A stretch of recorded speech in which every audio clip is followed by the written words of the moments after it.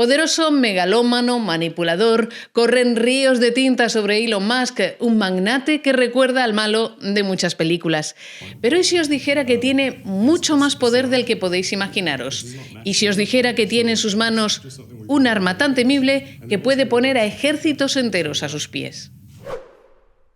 Seguro que ya habéis oído hablar de Starlink, esa enorme constelación de satélites que cubre la Tierra y permite tener acceso a Internet desde cualquier lugar del planeta. Pero lo que posiblemente no imagináis es hasta qué punto esa red da a Elon Musk un poder militar descomunal, además de una gran influencia geoestratégica. Baste decir que el mismísimo Pentágono se ha vuelto dependiente de Starlink y de Starshield, otra constelación de satélites, esta militar, creada a medida por SpaceX para el Departamento de Defensa estadounidense. Comunicaciones cifradas, pilotaje a distancia de drones, detección temprana de misiles, todo pasa por los satélites de la empresa de Elon Musk, que es pagada generosamente por ello, como luego os contaré en detalle. También os hablaré de la dependencia vital que Ucrania tiene de Starlink y de cómo, si Elon Musk decide cortar en cualquier momento el acceso como amenaza, el ejército ucraniano se quedaría de inmediato ciego, sordo y en buena medida desarmado frente al enemigo ruso. Y lo más grave es que por el momento no hay alternativa posible a Starlink. Las principales potencias mundiales, China, India, Unión Europea, intentan desarrollar sus propias constelaciones de satélites para garantizar su defensa y su soberanía. El problema es que la de Elon Musk lleva años de ventaja. 2/3 de todos los satélites en órbita son suyos y los lanzamientos se suceden a un ritmo endiablado, monopolizando el sector hasta tal punto que los analistas hablan de un golpe de estado espacial. Inquietante, ¿verdad? Os lo explico a continuación.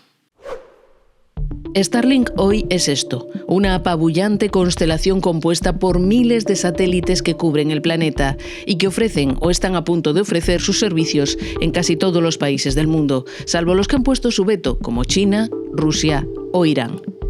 La red depende de SpaceX, la empresa espacial de Elon Musk, cuyos cohetes llevan 5 años vomitando satélites en la órbita terrestre a un ritmo exponencial, gracias a las capacidades sin parangón de los cohetes Falcon 9. En 2019, Starlink lanzó sus primeros 60 satélites.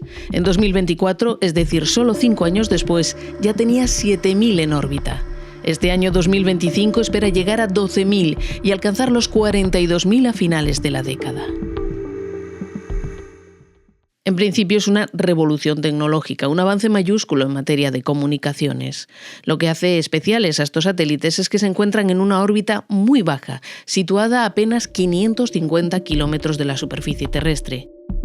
Gracias a esa cercanía pueden proporcionar una conexión a Internet de banda ancha y con una latencia muy baja en cualquier parte del planeta en la que esté activada la red, ya sea en mitad de un océano, en lo alto de una montaña o a los pasajeros de un avión.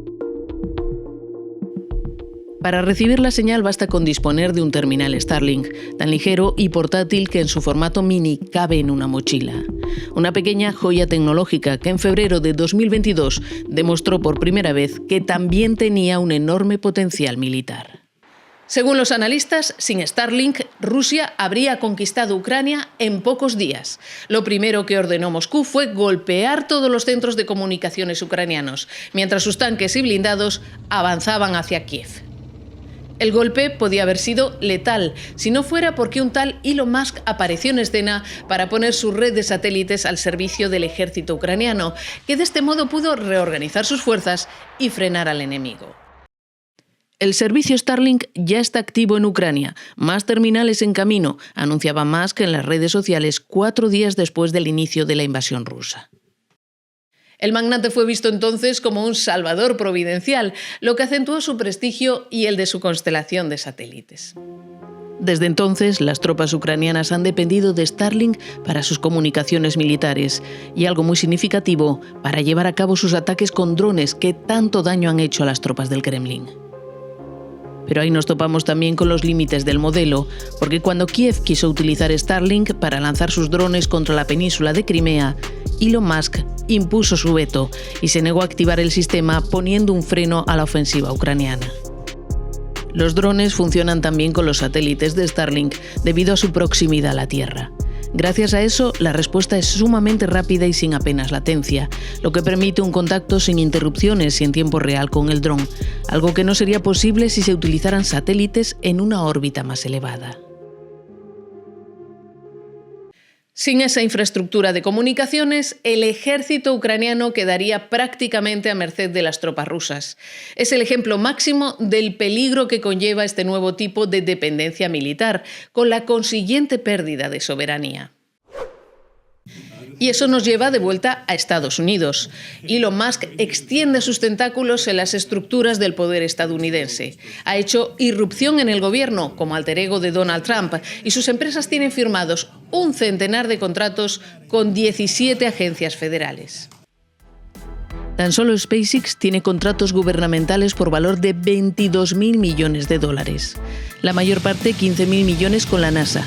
Pero la empresa espacial de Elon Musk también tiene jugosos negocios con el Pentágono. Contratos de cientos de millones para poner en órbita sus satélites. Contratos con el Comando de Operaciones Especiales, el Ejército del Aire, el Ejército de Tierra y otros servicios del Departamento de Defensa por el uso de Starlink. Y luego hay una serie de contratos clasificados que según Reuters podrían ser de miles de millones de dólares por el uso de Starship, la constelación de satélites militares creada por SpaceX. Por los satélites de Starship pasarían las comunicaciones sensibles de defensa y la información cifrada de los servicios de inteligencia. Y como antes mencioné, esa red también permite al ejército estadounidense pilotar a distancia sus drones espías y de combate. No es de extrañar que Musk critique que se sigan usando aviones pilotados, como el caza furtivo F-35. Él dice que son complejos y caros y que solo un idiota los apoyaría.